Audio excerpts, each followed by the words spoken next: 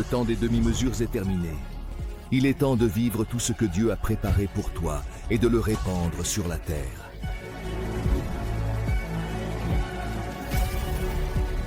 Entraîne-toi pour réveiller cette génération.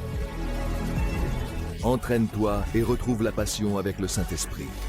Entraîne-toi pour faire des miracles ton style de vie.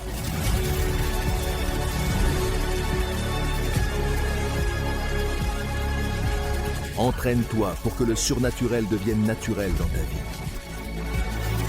Entraîne-toi pour être prêt et apporter le ciel sur la terre.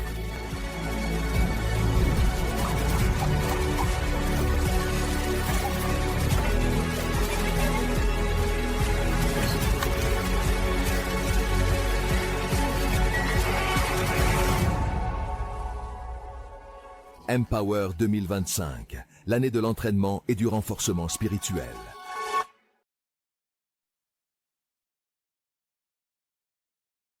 Passons à notre parole d'aujourd'hui. Matthieu 5, Matthieu 6, versets 5 à 6. Lorsque vous priez, ne soyez pas comme les hypocrites, car ils aiment prier debout dans les synagogues et au coin des rues pour être vus des hommes. En vérité, je vous le dis, c'est là toute leur récompense. Mais toi,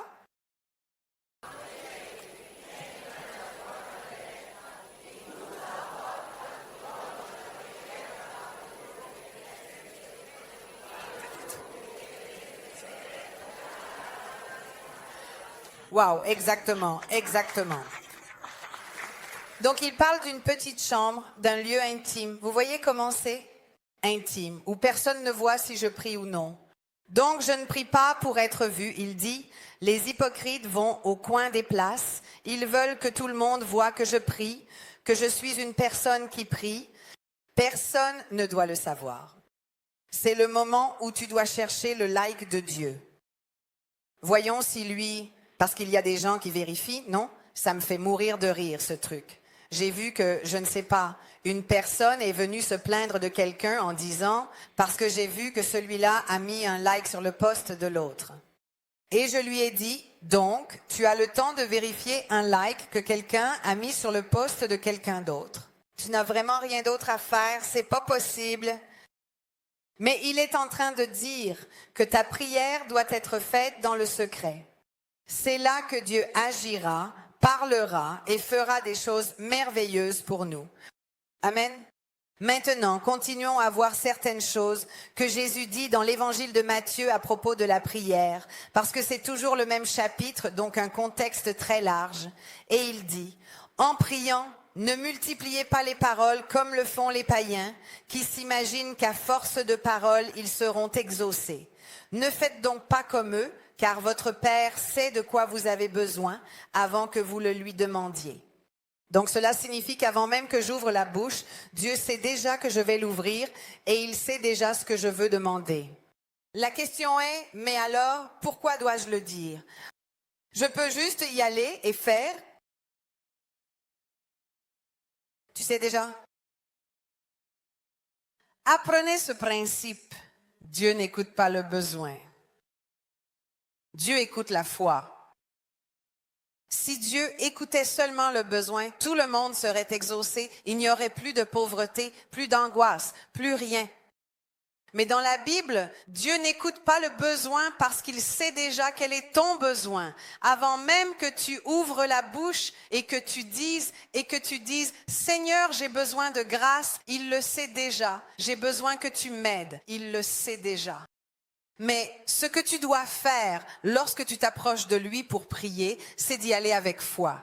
Quand tu liras et que tu lis la Bible, ces jours-ci, tu es en train de la lire, tu découvriras une chose. Jésus commence à dire ta foi t'a guéri, ta foi t'a guéri, ta foi, il ne dit pas ton besoin. J'ai vu que tu étais une femme, une pauvre femme, et donc j'ai eu pitié.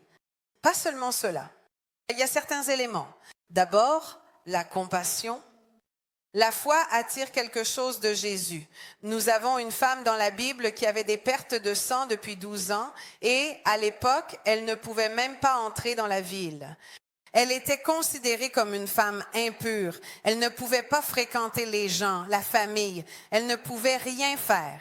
Elle touche au milieu d'une foule. Dites avec moi une foule. Elle touche le bord du manteau de Jésus.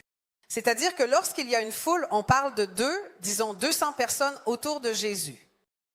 Elle touche et lui s'arrête et dit, « Quelqu'un m'a touché. » La question est, si tu es une personne connue et qu'il y a 200 personnes autour de toi, est-ce que tout le monde te touche? Oui ou non? Tu es là. Quelqu'un m'a touché. J'imagine que je me disais à moi-même, c'est évident, tout le monde est en train de nous toucher. Il y avait quelqu'un au milieu de la foule qui touchait Jésus d'une manière différente. Et regarde ce que dit la Bible. Dès que cette femme l'a touché, il dit, une vertu est sortie de moi. C'est-à-dire, une force est sortie de Dieu lui-même. Tout le monde le touchait par besoin, mais une femme l'a touché avec foi. Elle l'a touché avec foi, elle a fait ainsi. Et Jésus s'est arrêté et a dit, quelqu'un m'a touché d'une manière différente. Une vertu est sortie de moi. Cette femme a reçu le miracle. Elle a touché parce qu'elle s'est approchée de Jésus, non pas pour dire Jésus, j'ai besoin de guérison, mais elle a touché en disant, je sais que si je te touche, je serai guérie. Et ça, c'est la foi. Amen. C'est pour cela que tu ne dois pas multiplier les paroles. Il sait déjà, ta prière, c'est d'aller là-bas et de parler avec Dieu par la foi. Donc, tu n'as pas besoin d'aller dire, Seigneur, j'ai besoin que tu m'aides à faire venir mes enfants de l'étranger. Dieu, tu sais que j'en ai besoin, mais je suis ici pour dire que je crois que tu ouvriras les portes. Je crois que tu es Dieu et je crois que tu peux le faire. Ah, mais alors je ne peux pas. Bien sûr que tu peux ouvrir ton cœur. Jésus est un ami. Tu peux dire, tu sais, n'est-ce pas qu'il y a ça en moi? Il n'est pas nécessaire d'expliquer à Dieu que vous avez déjà commencé, vous savez, n'est-ce pas? Parce qu'il sait déjà. Amen. Vous voyez comment il est, il le sait. Parfait. Alors, il continue avec le verset suivant et dit ceci. Vous donc, priez ainsi. Notre Père qui es aux cieux, que ton nom soit sanctifié, que ton règne vienne, que ta volonté soit faite sur la terre comme au ciel. Donne-nous aujourd'hui notre pain quotidien. Pardonne-nous nos offenses, comme nous aussi nous pardonnons à ceux qui nous ont offensés. Et ne nous soumets pas à la tentation, mais délivre-nous du mal, car c'est à toi qu'appartiennent le règne, la puissance et la gloire pour l'éternité. C'est un passage que presque tous les Italiens connaissent par cœur. N'est-ce pas? Comme la prière du Notre Père. Jésus ne donnait pas une méthode, il donnait une direction. Dites avec moi, ce n'était pas une méthode, c'était une direction. Il ne disait pas, chaque fois que tu pries, tu dois faire comme ça. Quand vous priez, faites de cette manière. Et il commence à donner un exemple de prière. Et cet exemple de prière est celui-ci. Nous savons que dans Luc 11, 1, c'est justement là qu'il répond. C'est un passage d'Adam, un autre évangile. Il répond aux disciples qui lui disent, « Seigneur, apprends-nous à prier. » Ma question est la suivante. Jésus guérit les malades, libère la femme à la perte de sang, marche sur les eaux, chasse les démons. Ne serait-il pas plus facile de venir et de dire « Apprends-nous comment tu fais les miracles ?» Moi, j'aurais envie de dire « Excuse-moi, mais comment fais-tu ces choses ?» C'est-à-dire, par exemple, comment as-tu multiplié les pains et les poissons? « Oh, j'ai vu que cet enfant avait 5 pains et 2 poissons. Comment as-tu fait ?» C'est-à-dire, Jésus, pourquoi n'y a-t-il pas dans la Bible ne serait-ce qu'une seule question? Jésus, apprends-nous à faire des miracles. Jésus, fais-nous savoir comment tu as ce pouvoir. Je vais te le dire. Parce qu'il savait que Jésus priait. La Bible dit que Jésus se levait tôt le matin et allait seul parler avec Dieu. Il restait là.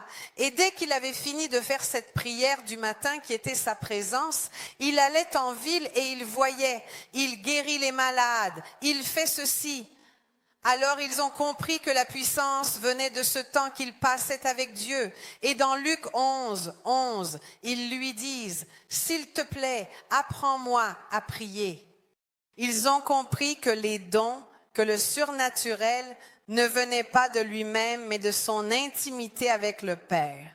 C'est là qu'ils recevaient pour pouvoir donner, et c'est ce que nous ferons aussi.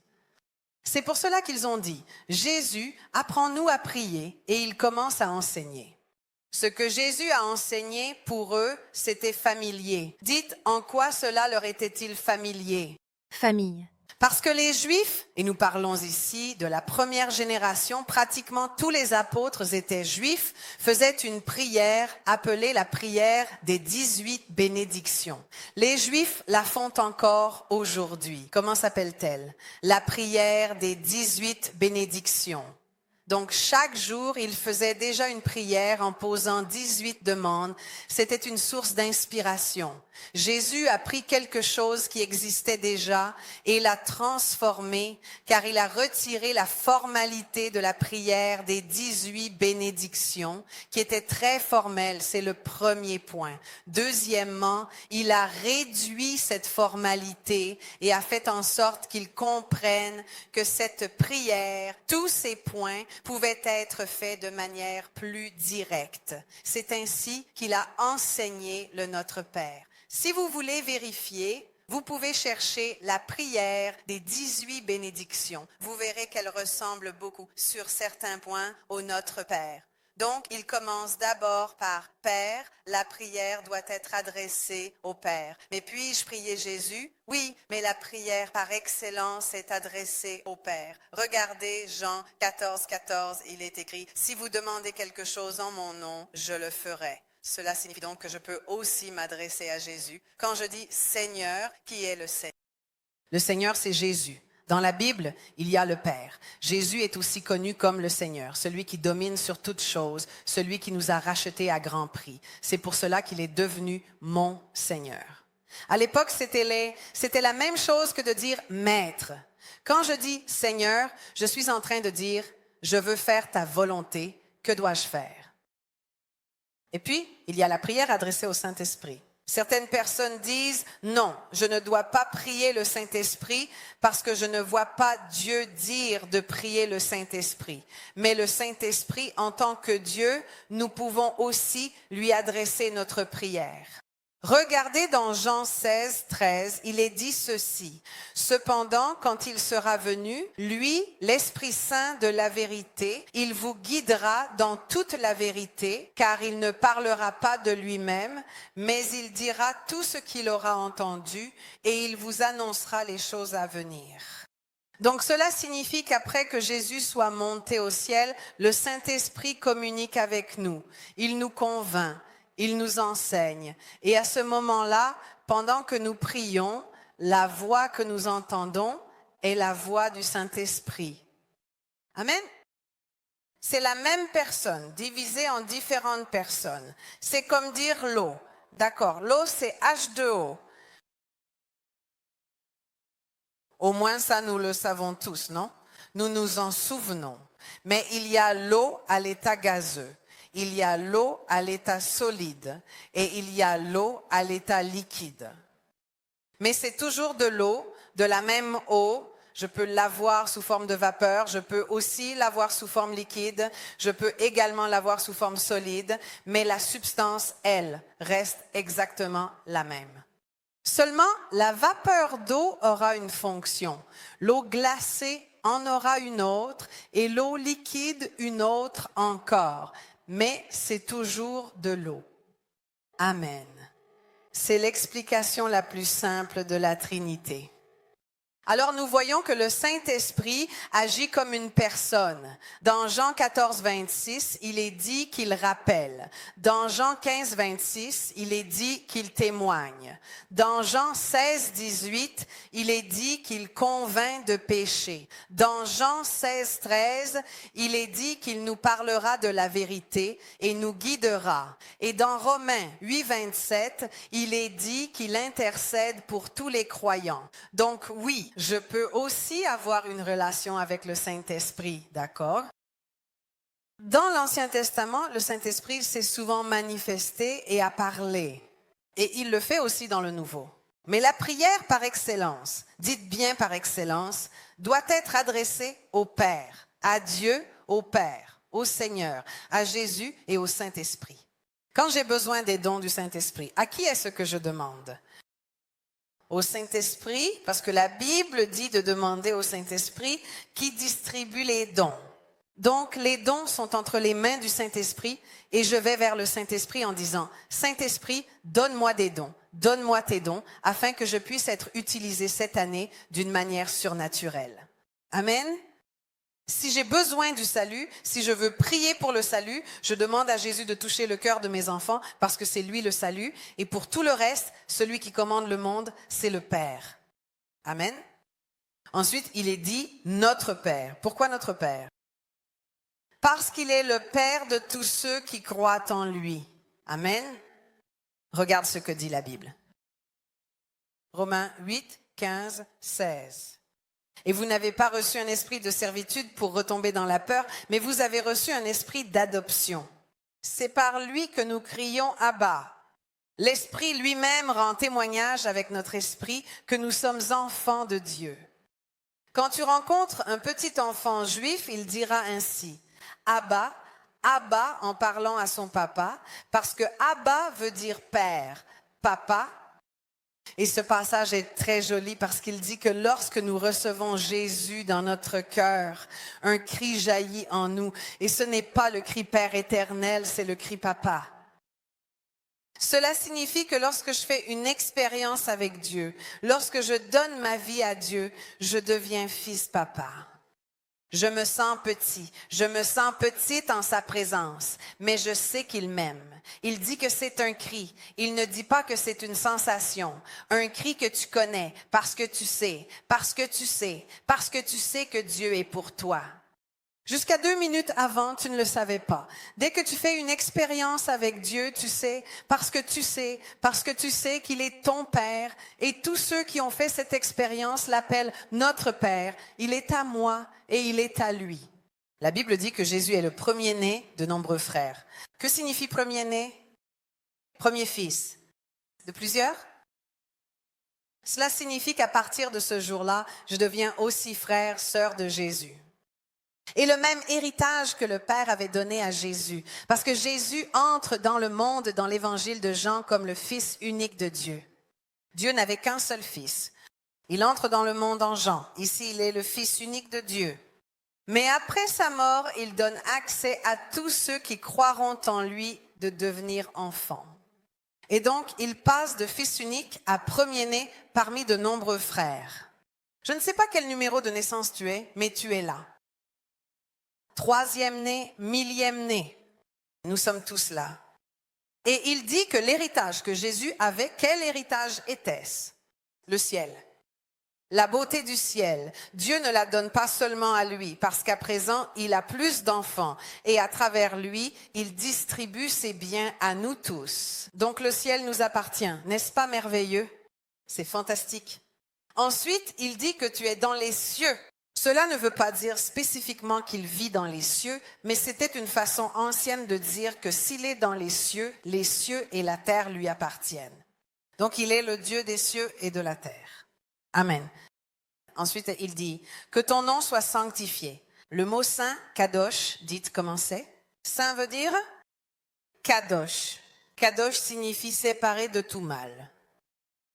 Quand je prie, cela veut dire que je ne peux pas arriver devant Dieu et dire « Pourquoi as-tu fait cela?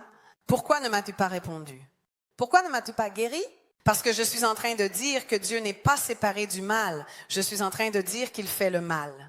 Cela ne doit pas être fait dans la prière. Quand il est dit que ton nom soit sanctifié, je sais qu'il n'y a pas de mal en toi. Je sais que tout ce qu'il y a eu d'horrible dans ma vie ne vient pas de toi. Tu es un Dieu saint, séparé du mal. Amen. Et puis il dit que ton règne vienne, Malkout, du mot malak. Malkuta signifie gouvernement. Dites comment? Gouvernement. Beaucoup disent que Jésus n'est pas venu parler de politique. C'est faux. Il parlait d'un royaume, c'est pour cela qu'ils l'ont tué.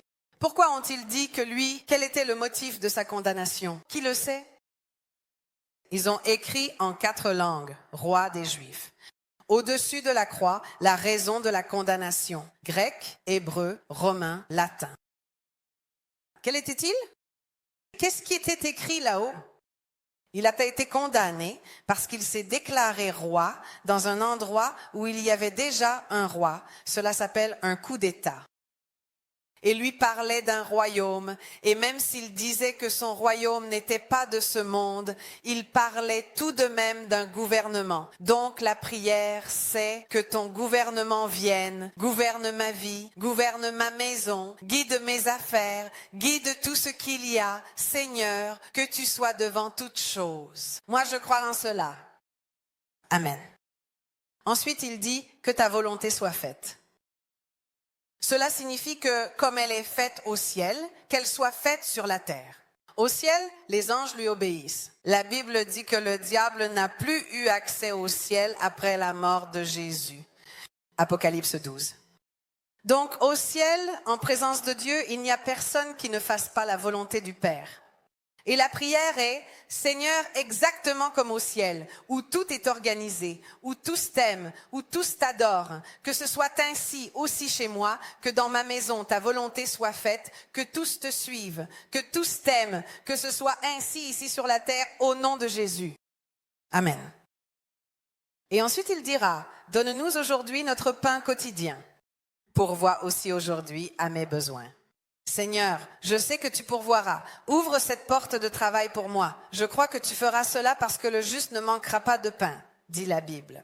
Donc, si tu viens avec un besoin, tu dis, ah, Dieu, j'ai besoin, je n'ai pas de pain.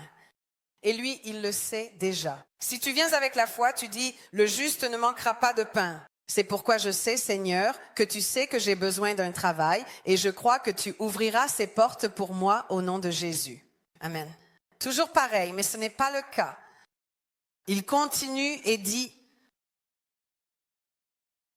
pardonne-nous nos péchés comme nous pardonnons. Remets-nous nos péchés comme nous, nos débiteurs. Remets-nous nos dettes comme nous les remettons à nos débiteurs. Alors un peu plus loin, toujours dans le même chapitre, en Matthieu 6, 14, 15, il est dit, car si vous pardonnez aux hommes leurs fautes, votre Père céleste vous pardonnera aussi. Mais si vous ne pardonnez pas aux hommes, ce serait bien de le mémoriser. Leurs fautes, votre Père non plus ne vous pardonnera pas vos fautes. Que dit-il ici? Que le pardon est lié à ton propre pardon. Nous voulons tous que Dieu nous pardonne, n'est-ce pas? Peut-être que tu as fait des bêtises et tu dis, Seigneur, c'est vrai, j'ai tout raté, j'ai fait ceci, je n'aurais pas dû. Mais quand quelqu'un fait la même chose avec nous, on s'en souvient et on dit non. La Bible nous raconte une histoire dans Matthieu 18 où un homme est pardonné. Il a des dettes et la personne envers qui il a des dettes le pardonne. Puis arrive quelqu'un qui a des dettes envers lui. Et là, il dit, non, je ne te pardonne pas.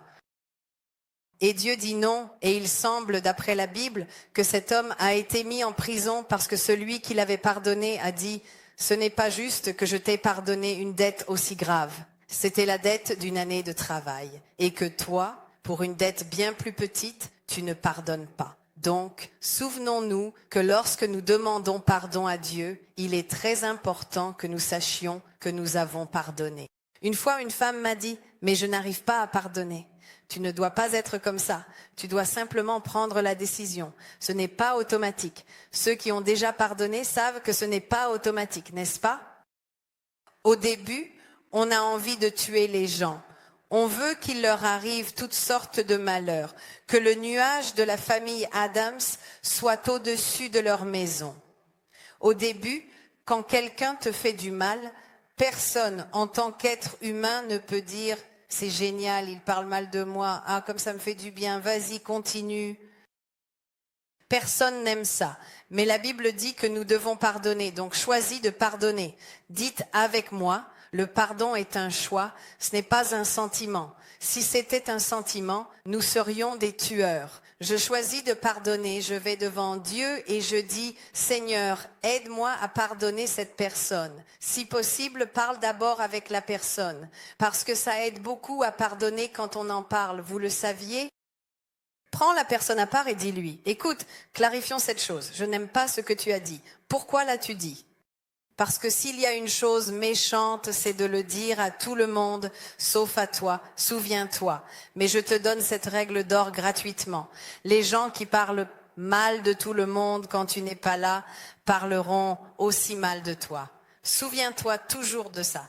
Quand une personne a l'habitude de parler mal de quelqu'un quand tu n'es pas là, tu es la prochaine victime. Ne pense pas qu'il parle mal de quelqu'un à toi et avec toi. Non, c'est la mathématique de la longue langue. Amen.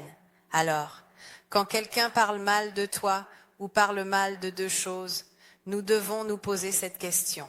Premièrement, comment se fait-il que cette personne se sente si à l'aise de parler mal de quelqu'un devant moi? Pourquoi cette personne se sent-elle aussi à l'aise de venir et de tout dénigrer devant moi? Cela signifie que j'accepte cette attitude. Et tu as tort. Personne ne devrait se sentir à l'aise de parler mal de qui que ce soit devant nous. Nous devons dire, écoute, cette personne n'est pas là. Il ne me semble pas juste que nous parlions d'elle. Et à partir de là, aujourd'hui comme demain, personne ne se sentira à l'aise de faire du mal à quelqu'un d'autre, de tout critiquer en notre présence. Amen. Parce que je me pose cette question. Pourquoi cette personne se sent-elle aussi à l'aise de parler mal des autres devant toi? Cela veut dire que tu accueilles, et celui qui accueille est aussi coupable que celui qui parle. Amen. L'autre chose, c'est de renvoyer. Ah, eh bien, va voir la personne et clarifie. Ah, mais tu n'y vas pas pour clarifier. Donc la Bible dit que chacun doit dire la vérité à son frère, pas à un autre. Et ce qui est terrible, c'est qu'en général, le dernier à apprendre qu'on parle mal de lui, c'est la personne concernée. Nous ne sommes plus des enfants. Ou bien, tu es une personne mature, tu as un problème avec quelqu'un au travail, confronte-le.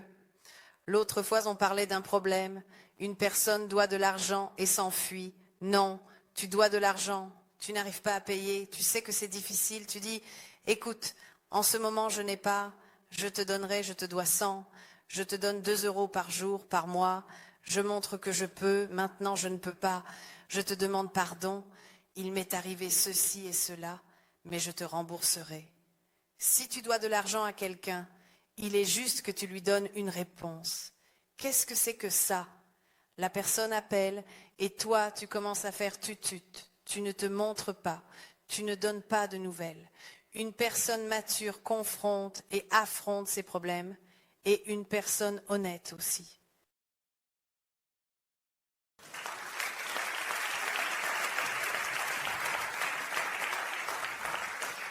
Donc, quand nous allons devant Dieu en disant « Pardonne-moi », assure-toi d'avoir aussi pardonné, ou du moins d'avoir choisi de pardonner. Amen. Ensuite, il dira « Ne nous expose pas à la tentation ». Autrefois, c'était traduit par « Ne nous induis pas », c'est-à-dire « Ne nous mets pas là ». Mais Jésus, Dieu, n'a jamais poussé personne à la tentation. Il n'est pas le tentateur, ni celui qui est tenté. Mais il a permis que Jésus soit tenté. Si tu vas lire l'histoire de Jésus dans le désert, il est dit que c'est le Saint-Esprit qui a conduit Jésus dans le désert pour être tenté. Qui l'a conduit? Regarde Luc 4:1, Jésus rempli du Saint-Esprit. Donc tu n'es pas tenté quand tu n'es pas rempli du Saint-Esprit, tu es tenté quand tu es rempli de Dieu. Le diable ne veut pas faire tomber quelqu'un qui est déjà tombé, n'est-ce pas? À quoi bon te tenter de t'éloigner de Dieu si tu es déjà plus loin que moi? Ça ne m'intéresse pas. Le diable tente quand nous sommes en Dieu. Jésus, rempli du Saint-Esprit, revint du Jourdain et fut conduit, dites avec moi, conduit par l'Esprit dans le désert pendant 40 jours, où il était tenté par qui? Qui était-ce qui le tentait? Mais le Saint-Esprit a permis à Jésus d'être là à ce moment-là, sachant qu'il serait tenté. C'était nécessaire, dites avec moi, c'était nécessaire. C'était nécessaire parce que le diable a tenté le premier homme, Adam, et lui est tombé.